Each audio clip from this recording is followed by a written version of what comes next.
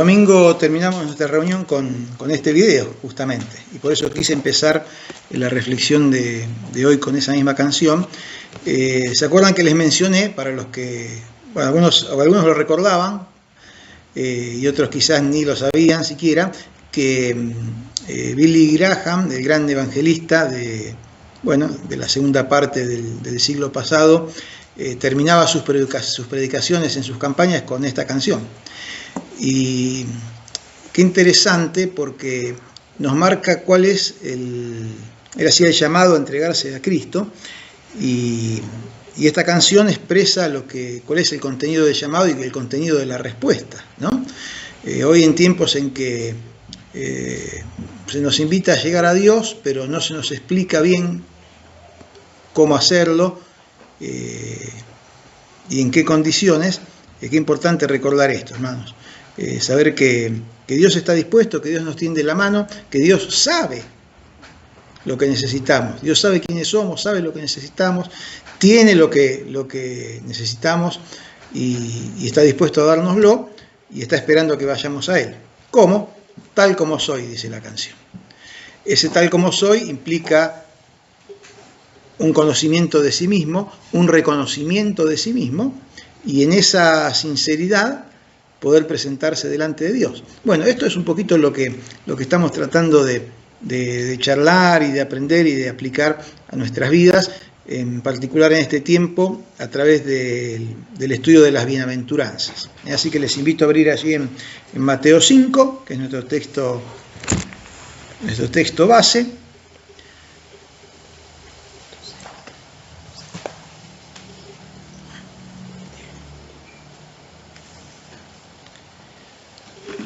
Mateo capítulo 5. No sé cuántas reuniones llevamos ya considerándolo, pero estamos recién en el segundo versículo. Pero bueno, creo que vale. ¿Esta es la quinta reunión? Bueno. Tuvimos 2 reuniones con el versículo 3, que es la primera bienaventuranza, y esta es la tercera, entonces, con según me dice Brisa, con el versículo 4. Y recuerden que estamos viéndolo con la óptica de esa palabra bienaventurados. Decimos bendecidos por Dios los que, porque esta bienaventuranza implica la bendición de Dios sobre la vida de aquellos que asumen ciertas actitudes, se ponen en determinada posición delante de Él, y eso es lo que nos toca a cada uno de nosotros. Por eso estamos tratando de hacer énfasis en esto: reconozcamos cómo somos, hermanos, tal como soy, como estoy, poder ir al Señor, pero para cambiar, porque el Señor me va a bendecir. Pero para bendecirme, dice acá Jesús en este pasaje, requiere de ciertas actitudes de parte mía. La primera de esas actitudes que Dios bendice, que provoca la bendición de Dios para la vida nuestra, es reconocernos pobres en espíritu. Pobre es el que no tiene nada, el que adolece. Entonces, cuando yo me reconozco pobre delante del Señor, cuando voy con las manos vacías a Él, no pretendiendo decirle: Señor, mirá, me tenés que bendecir porque mirá qué bueno que soy, mirá lo que hago, mirá lo que tengo, por esto me tenés que bendecir. Dios dice: no, despojate de todo, reconoce tu pobreza, porque nada de lo que puedas traerme le mueve un pelo a Dios, en el sentido de que no lo vamos a impresionar. Lo vamos a impresionar a Dios cuando realmente, en humildad, reconociendo nuestra pobreza espiritual, vayamos a Él, con las manos vacías. Con las manos vacías. La segunda bienaventuranza, que es la que estamos ahí metiéndonos hasta el meollo en lo posible, es la que dice: bienaventurados o bendecidos por Dios los que lloran. Bienaventurados, bendecidos por Dios los que lloran. Entonces, ahora, con ayuda de las pantallitas, vamos a hacer un repaso de cómo llegamos hasta acá en unos pocos minutos. Estamos en la bienaventuranza número 2. La referencia al Salmo 23 es porque decimos que, bueno, la idea es que podamos que nuestra vida rebose de las bendiciones de Dios. Podemos decir, como David en el Salmo 23: mi copa está rebosando, ¿no? Bueno, parte de eso comienza en: Dios bendice a los pobres en espíritu, y sigue diciendo: Dios bendice a los que lloran. Si ustedes recuerdan, y me gustaría, sí, sería interesante para mí decirlos nuevamente, que Jesús acá da una serie de bienaventuranzas, y decíamos que tiene un sentido el orden en el que el Señor las expresa. No es que las dijo así porque se le fueron ocurriendo en la medida que fue pensando y las fue largando. Sabemos que Jesús no actuaba de esa manera, ¿no? Él lo dijo de esa manera porque tiene un orden. El primer paso es la pobreza en espíritu. Y esa pobreza en espíritu nos va a llevar a llorar de manera tal que Dios nos bendiga cuando lloramos. Entonces ahí nos preguntamos, y rápidamente lo repasamos, dijimos, Dios bendice a los que lloran. Ahora, a los que lloran todo tipo de llanto o cualquier tipo de llanto, ese que es bendecido por Dios, bueno, ya dijimos que no es cualquier tipo de llanto. Hablamos que hay un llanto natural, un llanto carnal y un llanto espiritual. El llanto natural es el que sale espontáneamente, naturalmente en la vida de alguien por una pérdida. Y pensamos fundamentalmente en el llanto por la pérdida de un ser querido, por ejemplo, ¿no? Esas pérdidas significativas, importantes en la vida, nos llevan a llorar. Bueno, ese es el llanto natural. Pero dijimos que no es ese el llanto que Dios bendice, porque sí Dios nos consuela en ese llanto. ¿No? Estoy tratando de resumir y no dejar de decir nada de lo más importante, ¿no? Dios nos consuela y está con nosotros con ese llanto. Pero estamos pensando ahora en cualidades que el Señor nos invita a buscar, a que nosotros desarrollemos en nuestra vida para despertar, para motivar su bendición. Y ninguno de nosotros quiere llorar este llanto de las pérdidas, ¿no? Entonces, si bien es verdad y es una experiencia maravillosa y real que Dios está con nosotros y nos consuela cuando lloramos este llanto por una pérdida, no es el llanto al que se refiere Jesús en este versículo. Tampoco se refiere al llanto carnal. El llanto carnal es el dolor por el fracaso, por no alcanzar los caprichos, por desear cosas que quizás Dios nos ha dado porque no son parte de su plan o no las necesitamos y nosotros nos encaprichamos con eso. Y cuando no lo obtenemos, lloramos. Ese es el llanto carnal, no es el llanto que Dios bendice. El llanto que Dios bendice es el llanto espiritual. El llanto espiritual al cual definimos como el dolor por el pecado. Este es el llanto del cual estamos hablando. Cuando Jesús dice, bienaventurados los que lloran, estamos hablando de llanto espiritual. Es el dolor piadoso porque tiene que ver con todo lo que tiene que ver con Dios, es el dolor piadoso por el pecado, que no se queda en el dolor, lleva al arrepentimiento.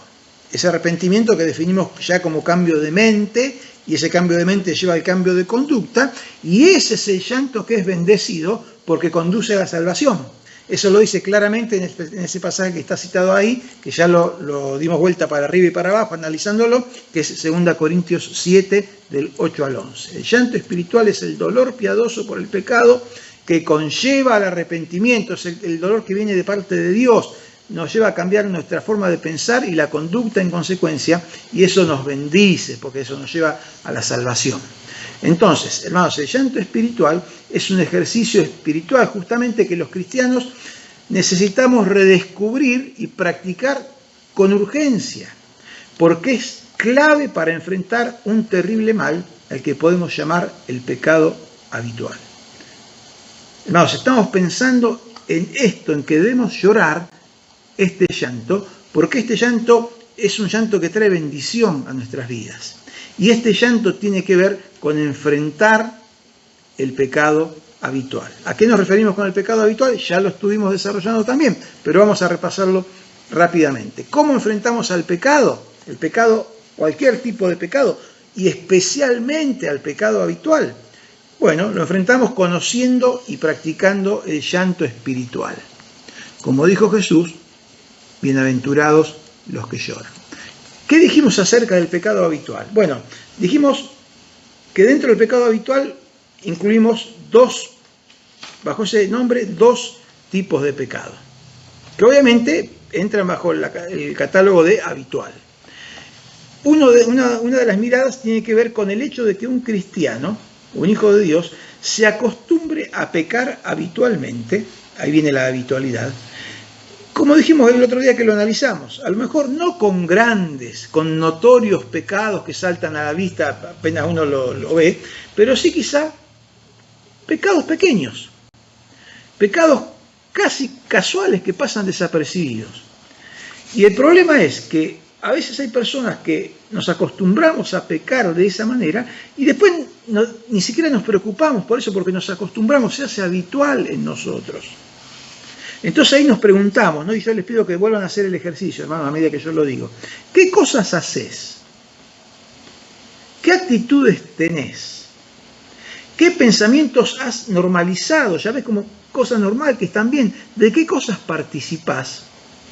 Y cuando las miras un poquito con detenimiento, te das cuenta que no son cosas del agrado de Dios, sino que son contrarias a su voluntad, pero aún están allí, aún siendo ahora cristiano, aún siendo hijo de Dios. ¿Qué conductas? ¿Te acostumbraste a mentir? ¿Te acostumbraste a, no sé, a la hipocresía? ¿Te acostumbraste a consumo de ciertas cosas o sustancias? No sé qué cosas, que quizás han normalizado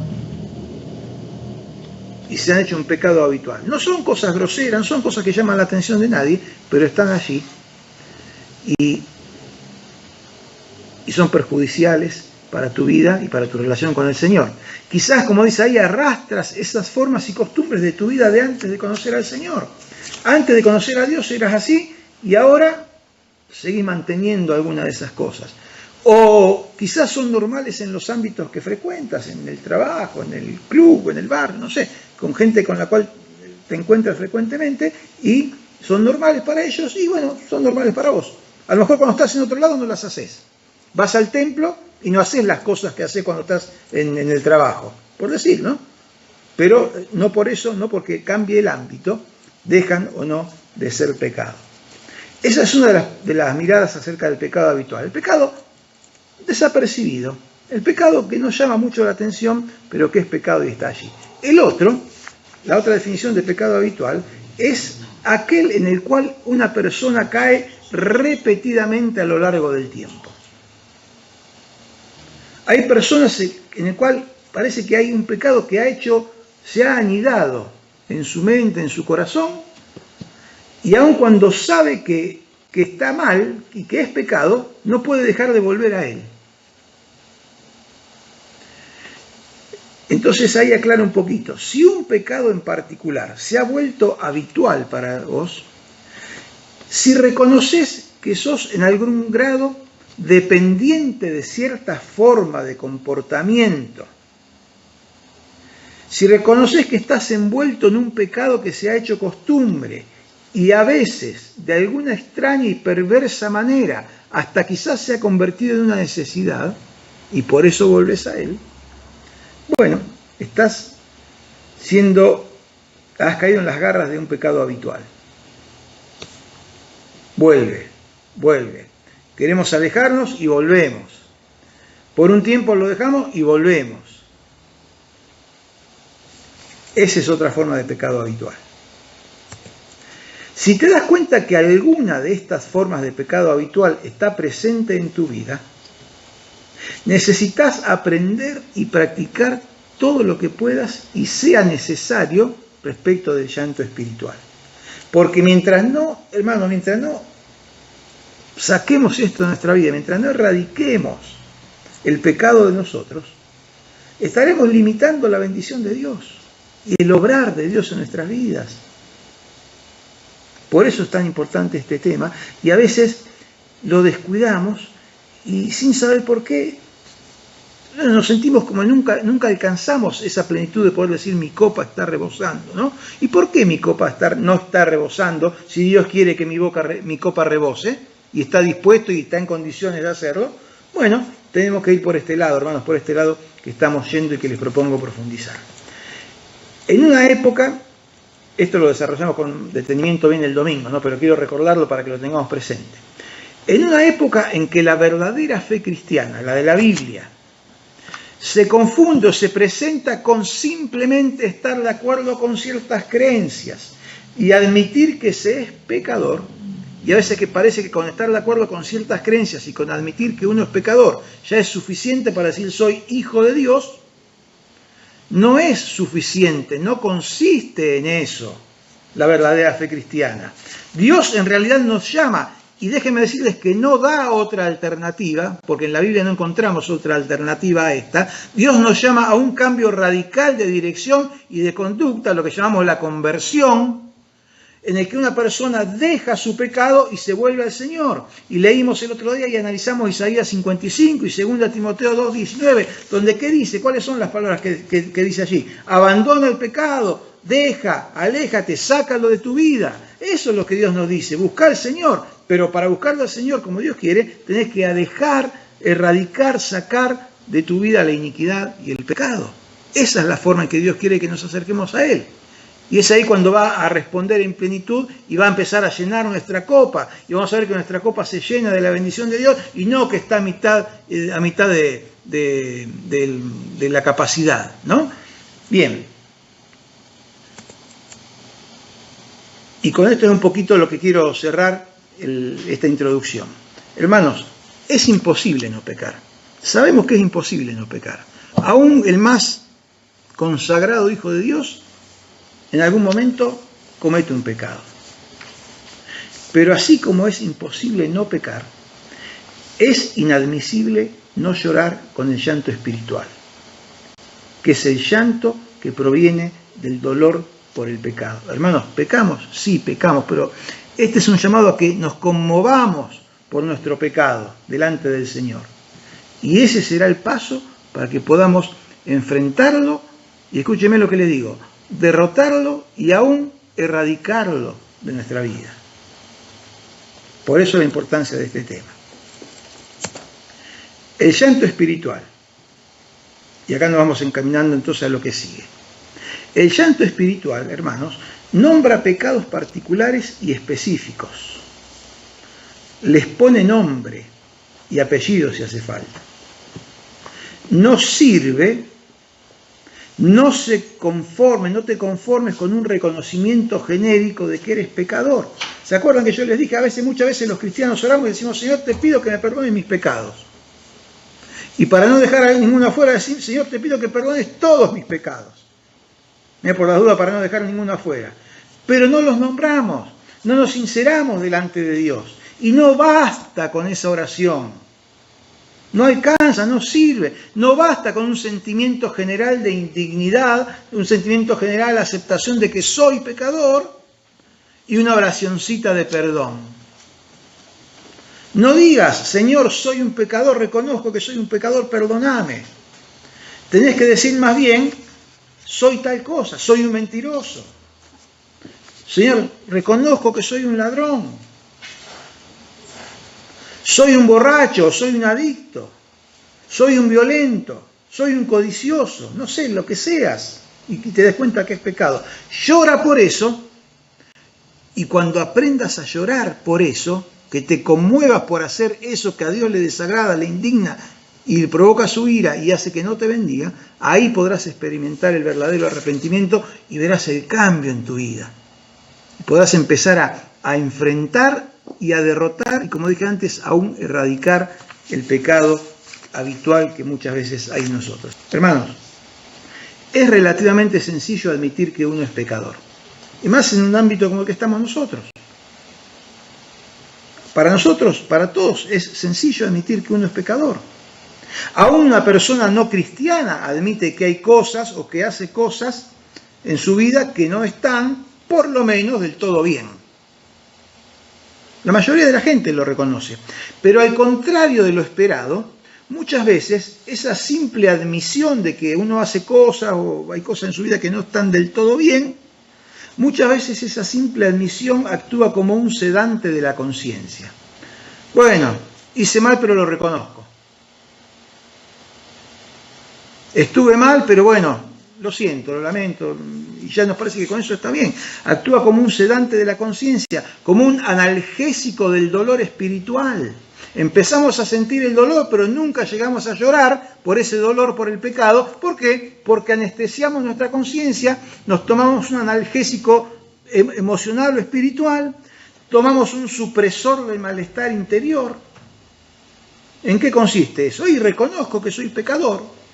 Así que ingiero la medicación y si bien no me curo, disminuyo los síntomas y puedo seguir adelante. Y hermanos, eso es un círculo vicioso en el cual mucha gente y muchos cristianos entran. Un círculo pernicioso, un círculo destructivo. Me pasó algo el otro día, que estaba con la computadora, bueno, escribiendo esto, acá los apuntes y demás, y se me ocurrió, voy a poner a buscar ahí en el, que ahora todo por la inteligencia artificial, yo tenía el Copilot, ¿se dice? ¿Así se dice? Bueno, el mío tenía el Copilot. Y puse la consulta, ¿cómo aliviar síntomas de? Entonces pone, ¿cómo aliviar? Aparece, miren que le aparecen automáticamente algunas cosas. ¿Cómo aliviar síntomas de resfrío? Entonces, bueno, vos querés tomar el síntoma de resfrío, tomate un ibuprofeno, tal cosa, un tecito Vivaporú, qué sé yo, todas esas cosas. ¿Cómo aliviar los síntomas del estrés? Entonces tendré que relajarte, salir a mirar el cielo, escuchar los pajaritos, meditar, todas esas cosas. ¿Cómo aliviar los síntomas de esquizofrenia? ¿Qué sé yo, un montón? Entonces yo le puse, ¿cómo aliviar los síntomas? Hay todo eso respuesta a la inteligencia artificial, ¿no? La inteligencia artificial te da todas las sugerencias y todos los reclamos para eso. Y después puse, que era lo que yo quería poner, ¿cómo aliviar síntomas de pecado? Ustedes saben que no hubo respuesta. Sí te direcciona a páginas, obviamente, pero no había una respuesta que te diga cómo aliviar los síntomas de pecado. Bueno, me resultó curioso. Simplemente lo menciono. Hermanos, no se trata de aliviar los síntomas, porque no sirve de nada. No es de eso lo que estamos hablando. Estamos hablando de enfrentar y vencer el pecado específico, el pecado habitual, hasta incluso erradicarlo de nuestra vida. ¿Y es posible eso? Por supuesto que es posible, porque lo dice Dios en su palabra. Lo dice Dios en su palabra. Podríamos leer un montón de pasajes. Miren, les leo algunos. Se los leo así, no destinamos mucho tiempo buscándolos. Efesios 2, Él les dio vida a ustedes cuando estaban muertos en sus delitos y pecados, en los cuales anduvieron en otro tiempo, cosa del pasado, siguiendo la corriente de este mundo, conforme al príncipe de la potestad del aire. Anduvieron en otro tiempo, quiere decir que ahora ya podemos no andar en eso. Colosenses 3:5. Hagan morir lo terrenal en ustedes, fornicación, impureza, pasiones desordenadas, malos deseos, avaricia, etc. Y dejen también estas cosas, ira, enojo, malicia, blasfemia, etc. Tito capítulo 3:3. Porque nosotros también, escribe Pablo, éramos en otro tiempo, éramos antes, nosotros también, dice Pablo, éramos insensatos, rebeldes, extraviados, esclavos de pasiones y deleites diversos, viviendo en malicia, en envidia, aborrecibles y aborreciéndonos unos a otros. Pero ¿qué sigue diciendo? Pero cuando se manifestó la bondad de Dios nuestro Salvador y su amor para con nosotros, nos salvó. ¿Y qué quiere decir que nos salvó? Que hizo que eso que era condenatorio en nuestras vidas, condenatorio para la eternidad y condenatorio para la realidad de todos los días, desapareciera. Nos salvó no por obras de justicia que nosotros hubiéramos hecho, sino por su misericordia, por el lavamiento de la regeneración y por la renovación del Espíritu Santo, el cual derramó en nosotros abundantemente por Jesucristo nuestro Señor. Y hermanos, en esto consiste el llamado de Dios, a esto Dios nos llama. Dice 1 Tesalonicenses 4, versículo 3, que ¿cuál es el propósito de Dios para nuestra vida? ¿Cuál es la voluntad de nuestra vida? La voluntad de Dios es vuestra santificación. La voluntad de Dios es vuestra santificación. Y da algunos ejemplos de santificación. Dice, cada uno de ustedes tenga su propia esposa en santidad y honor, no en pasión de concupiscencia como los gentiles que no conocen a Dios, que ninguno agravie, que ninguno engañe, pues no nos ha llamado Dios a inmundicia, sino a santificación. Entonces, ¿a qué nos ha llamado Dios? ¿A qué pensaste que Dios te llamó? A que le puedas decir, Señor, me duele la panza, ayúdame que se me pase el dolor de panza. Señor, tengo que hacer tal cosa, ayúdame para que me vaya todo bien. Y eso nos parece que es lo importante que tenemos para pedirle al Señor. No, hermanos, eso es secundario. Eso viene como añadidura, dijo Jesús. Busquen primeramente el reino de Dios y su justicia, y las demás cosas, las cosas del mundo, Dios las irá añadiendo en la medida de su sabiduría. y de su voluntad. Si prestamos atención a los textos leídos, lo leímos muy rápidamente, pero ya lo hemos visto y quiero remarcarles esto, vamos a ver una complementación entre ellos. En Colosenses 3, que leí antes, dice, haced morir, se pone en cabeza nuestra la tarea. Vos tenés que hacer morir esas cosas. Vos, dice el versículo 6, el versículo 8, dejad también todas estas cosas. Vos tenés que hacerlo. Pone en nuestra cabeza, en tu cabeza, la responsabilidad de hacer eso. Pero también leímos Tito capítulo 3. Y Tito capítulo 3 dice que eso va a ser posible por la bondadosa intervención de Dios. Porque Él empezó la obra. Él nos salvó. Él nos regeneró. Nos hizo nacer de nuevo, ¿no? Nos regeneró. Nos dio una nueva vida. Entonces, Dios requiere eso y presta su indispensable ayuda. Yo estaré decidido a que eso sea así, o me conformo con las migajas de lo que Dios puede darme. Con tener el vaso, mi copa, llena por la mitad, y a veces menos. ¿Lo querrás? ¿Estás decidido? Bueno, unos minutos más para empezar a pensar cómo funciona este proceso. Hermanos, prestemos atención y tratemos de aprenderlo e ir poniéndolo en práctica. ¿Cómo funciona este proceso según la Biblia? Bueno, acá, antes de referirme a eso específicamente, quiero hacer una aclaración y una advertencia. Una aclaración y una advertencia. No leas la Biblia. No leas la Biblia como un libro de cuentos o de lindos consejos y recomendaciones. Lee la Biblia como lo que es. ¿Qué es la Biblia? Es la palabra de Dios. Todo lo que Dios quiere decir está acá. Lo que Dios dice, lo que Dios quiere que conozcamos, lo que Dios espera, lo que Dios promete y lo que Dios manda. Está acá. Si yo leo esto como un libro de buenas recomendaciones, de algunos consejos más o menos buenos y otros no tanto, de algunas cosas que me gustan más y otras que no, estamos fusilados. No leas la Biblia si la vas a leer así. Tenés que leer la Biblia como la palabra de Dios. Y más aún quisiera que nos hagamos una pregunta. ¿Cuál es la diferencia entre alguien que se reconoce como cristiano y alguien que no lo es? ¿Es solo una diferencia de creencias? ¿Por lo que cada uno cree? ¿O hay algo más? Yo soy cristiano porque creo en Cristo. El judío es judío porque cree en Yahvé. El musulmán es musulmán porque cree en Mahoma.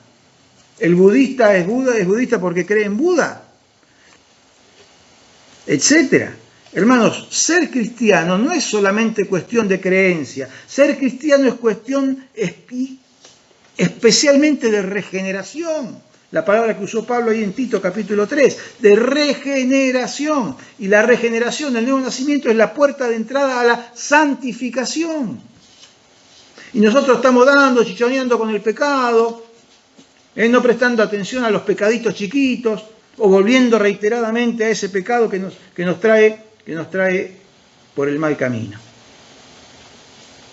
Hermanos, la creencia, aunque sea la creencia correcta que enseña la Biblia, sin regeneración ni santificación es una cáscara vacía. Quizás muy linda por fuera, pero por dentro. Entonces, nuevamente, y para quedarnos pensando en esto, nuevamente, ¿no? ¿Cómo funciona este proceso de llanto espiritual según la Biblia? Hermanos, la Biblia nos dice esto, es Dios diciéndonos esto para que lo entendamos y lo apliquemos. Uno, como ya mencionamos, una parte te incumbe directamente. Dios pone en nuestra cabeza, bajo nuestra responsabilidad personal, tomar la decisión correcta y llevarla adelante. Tomar la decisión de reconocer el pecado que tenemos, los pecados que cometemos, que practicamos, y esos pecados habituales que están en nosotros, reconocer y querer dejarlos. Eso es tu responsabilidad, así como es la mía respecto de los míos. El llanto espiritual comienza cuando ves tus pecados, no tu condición genérica de pecador. Sí, Señor, soy pecador. No sirve, no alcanza, mejor dicho.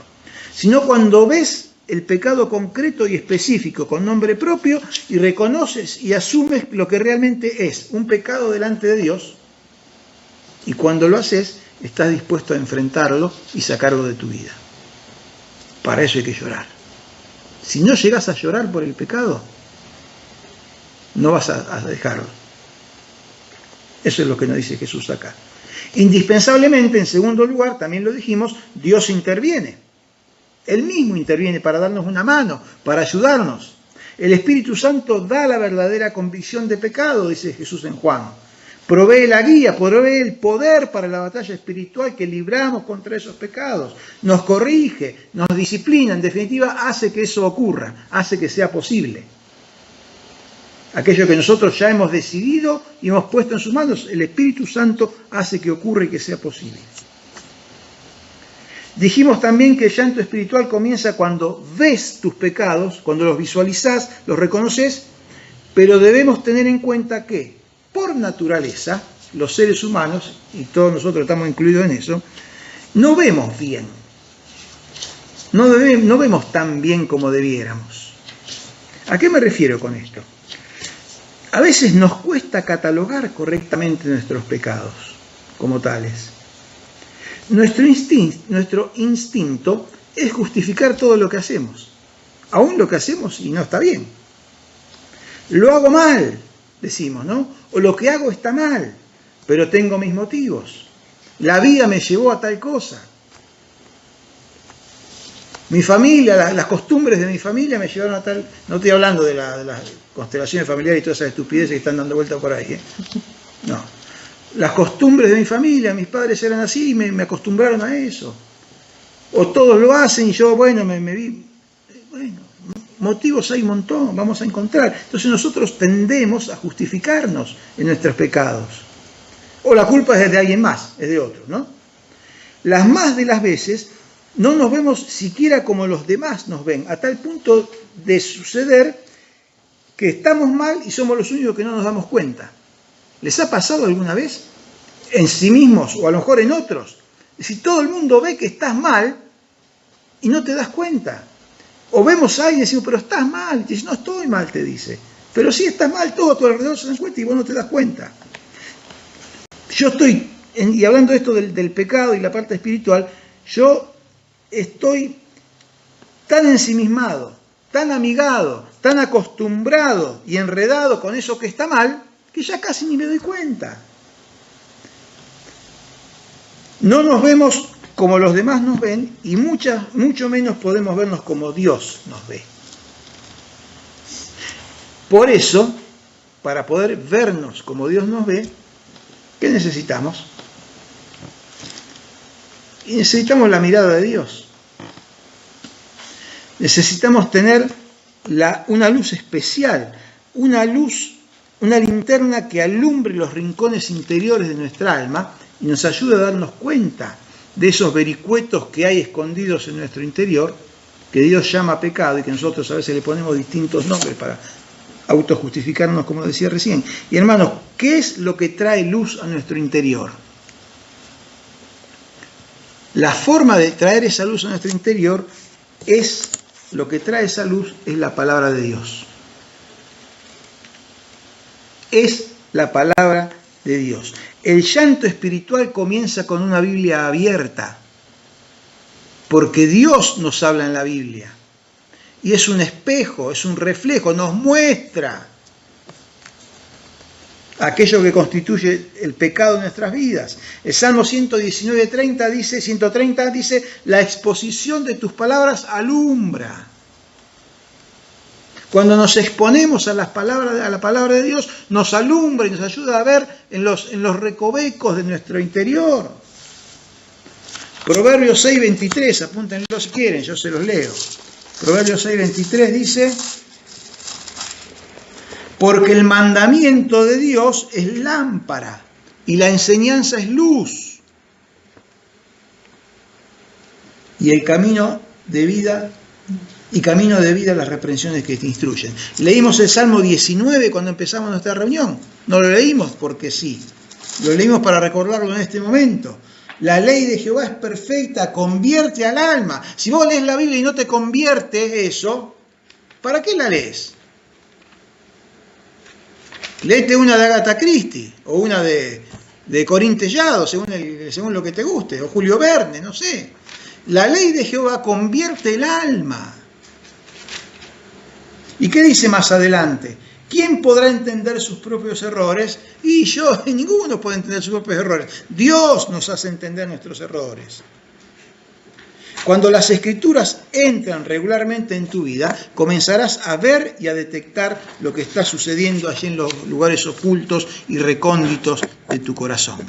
El contacto directo y personal con la palabra de Dios en tus tiempos devocionales, en las clases y las predicaciones en la iglesia, que implican la lectura, el análisis, la comprensión y la aplicación de la palabra de Dios en tu vida, son de vital importancia para esto. Les digo esta última frase y el domingo lo vamos a poner en práctica en la iglesia. Lee tu Biblia con esta mirada.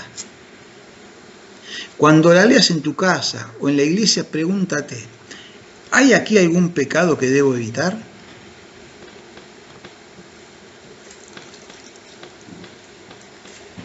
¿Hay una promesa que debo creer y no la estoy creyendo? ¿Hay un mandamiento y no lo estoy cumpliendo? ¿Hay una advertencia y no le estoy prestando atención? Y descuidadamente me estoy deslizando hacia un camino peligroso o destructivo. Acostúmbrate a identificar tus pecados específicos cuando leas la Biblia y así comenzarás a ver las cosas como Dios las ve y conocerás lo que Él aborrece y le ofende.